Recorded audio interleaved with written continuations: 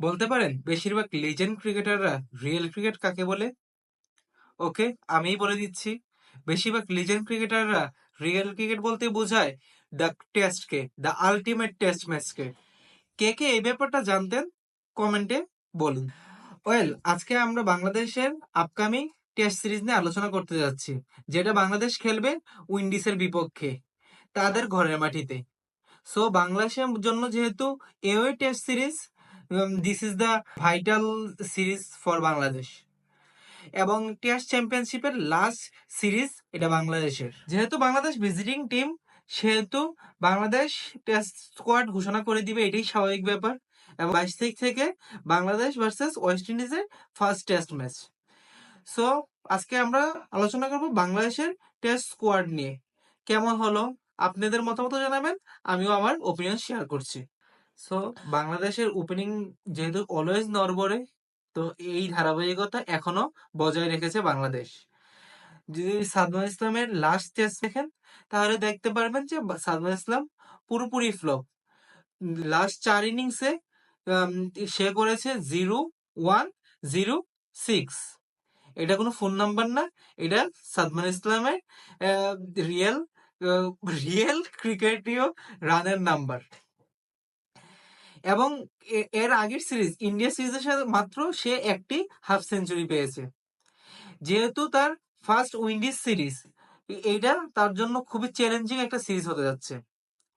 তারপর যদি আমরা জাকির হাসানকে নিয়ে কথা বলি, জাকির হাসান তো আরো ভয়ঙ্কর অবস্থা সাদমান ইসলাম থেকেও। সে লাস্ট 11টা ইনিংসে কোনো সেঞ্চুরি কি হাফ সেঞ্চুরি দেখা পায় নাই। এবং লাস্ট 5টা ইনিংসে শেষ সিঙ্গেল ডিজিটে আউট হয়েছে। এটা কি বিলিভ করা যায়? এবং তার মনে রাখার মতো একটাই ইনিংস আছে, যেটা পাকিস্তানের সাথে রাহুলপিন্ডিতে খেলেছিল সেকেন্ড ইনিংসে, 40 রানের ইনিংস। আর মনে রাখার মতো কোনো ইনিংস নেই। ভারতের সাথে মেবি একটা 33 রানের ইনিংস খেলেছিল। এখন কথা বলি মাহমুদুল হাসান জয়কে নিয়ে। মাহমুদুল হাসান জয়কে আমার মনে হচ্ছে জাকির এবং সাদমান থেকে বেটার শেপে। যদি ওপেনিং ব্যাটসম্যান নামাইতে হয়, তাহলে আমি মনে করব যে মাহমুদুল হাসান যেহেতু রাইট হ্যান্ডি ব্যাটসম্যান, তার সাথে সাথে জাকিরকে নামে তাকে একটা মেসেজ দিয়ে তুমি নিজেকে প্রুফ করো। এবং আমি মনে করি যে মাহমুদুল হাসান জয় সবথেকে বেটার শেপে আছে 3 ওপেনারের মধ্যে। তারপরে যদি আমরা ওয়ান ডাউন ব্যাটসম্যানে যাই, very sad but true, Najmul Shanto got injury and he don't play the test series Windies test series. যেহেতু নাজমুল শান্ত টেস্ট সিরিজ খেলবে না, সেহেতু আমার মনে হয় 80% চান্স আছে মেহেদী হাসান মিরাজকে বাংলাদেশ টেস্ট টিমের ক্যাপ্টেন করে দেওয়া হবে উইন্ডিজ সিরিজের জন্য। এবং নাজমুল হাসান শান্তর বদলে শাহাদাত দীপুকে স্কোয়াডে অন্তর্ভুক্ত করা হবে। সো আমি মেহেদী হাসান মিরাজের ব্যাপারে একটু পরে আসছি। এখন আমি বলি শাহাদাত দীপুর কথা। শাহাদাত দীপু এনসিএল এ মোটামুটি পারফরমেন্স বলতে পারেন, কিন্তু যেহেতু চান্স পেয়েছে, উইশু অল দ্য বেস্ট শাহাদাত দীপু। এখন যদি আমরা কথা বলি মুমিনুল হক এবং লিটন দাসের ব্যাপারে, two senior campaigner, the most senior campaigner is Mominul Haque. যেহেতু মুশফিকুর রহিমও ইনজুরি, দ্যাটস ওয়াই মুমিনুল হকের ঘাড়েই সর্বোচ্চ দায়িত্ব বাংলাদেশকে উইন্ডিজে একটা ভালো ফলাফল দেওয়ার জন্য।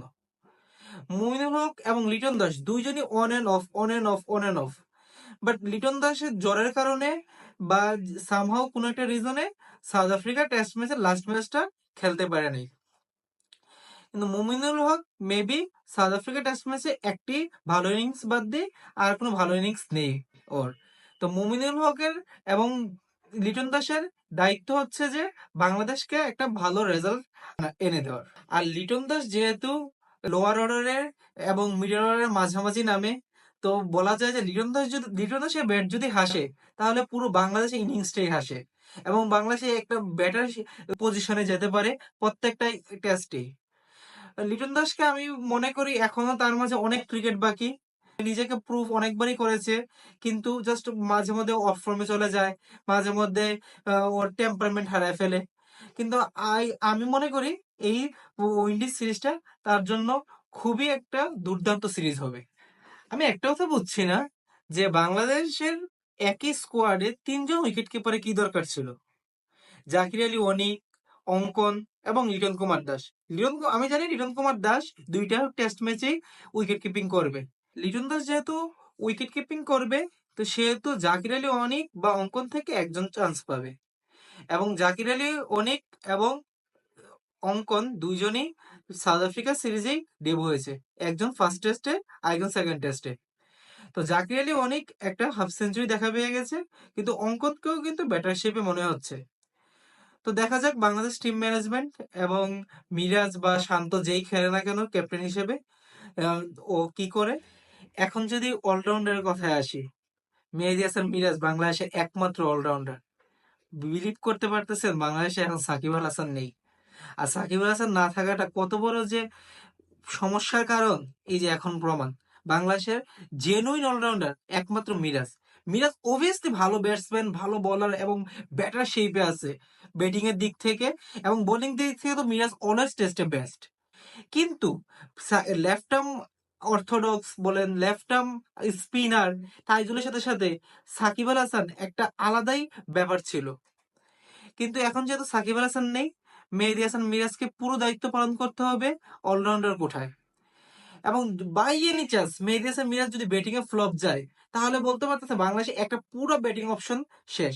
এখন অনেকে বলবে যে সাকিব হাসান ফর্মে ছিল না, ইয়ে ছিল না, কিন্তু সাকিব হাসান যেদিন ম্যাচ অন করে সেদিন সে ফিনিশ করেই আসে, একদম বাংলাদেশকে জিতেই আসে। সো যেহেতু সাকিব হাসান নেই, এখন সেট পার্ট আমাদের সামনে ফরওয়ার্ড করতেই হবে। দেখি মেহেদী হাসান মিরাজ কি করে। সাউথ আফ্রিকা সিরিজে তো একটা 92 জন্য সেঞ্চুরি মিস করেছে, এবং সে এখন বিশ্বের সেরা 3 নম্বর অলরাউন্ডার।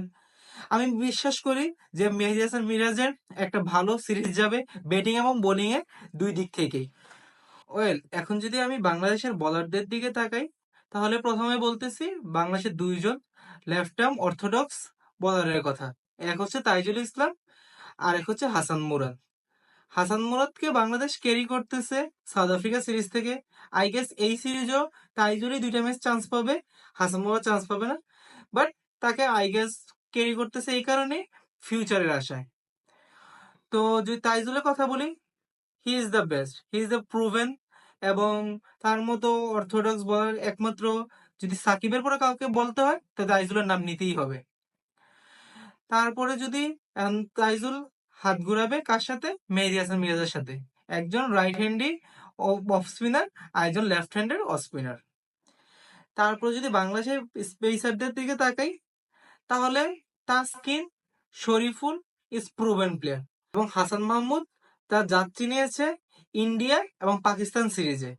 2টা সিরিজে সে 5 উইকেট করে পেয়েছে। সো তাকে নিয়ে আর কিছু বলার নেই।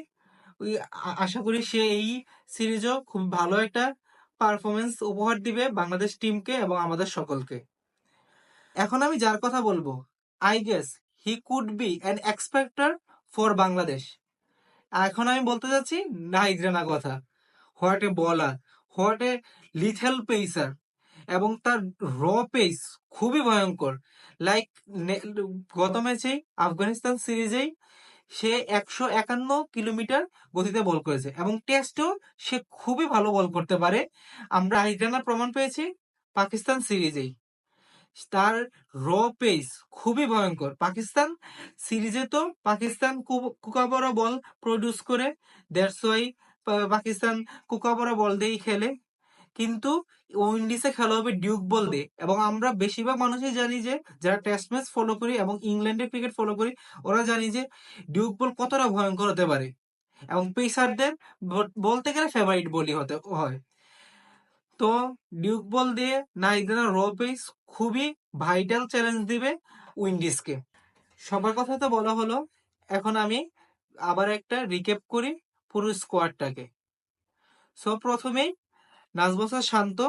যদি নাজমুল শান্ত না খেলে, তাহলে শাহাদাত দীপু, তারপর সাদমান ইসলাম, তারপর জাকির হাসান, তারপর Mahmudul Hasan Joy, Mominul, Ankon, Liton, Zakir Ali Anik, Mehedi Hasan Miraz, I guess he is the captain, Taijul Islam, Shoriful Islam, Taskin Ahmed, Hasan Mahmud, Nahid Rana and Hasan Murad.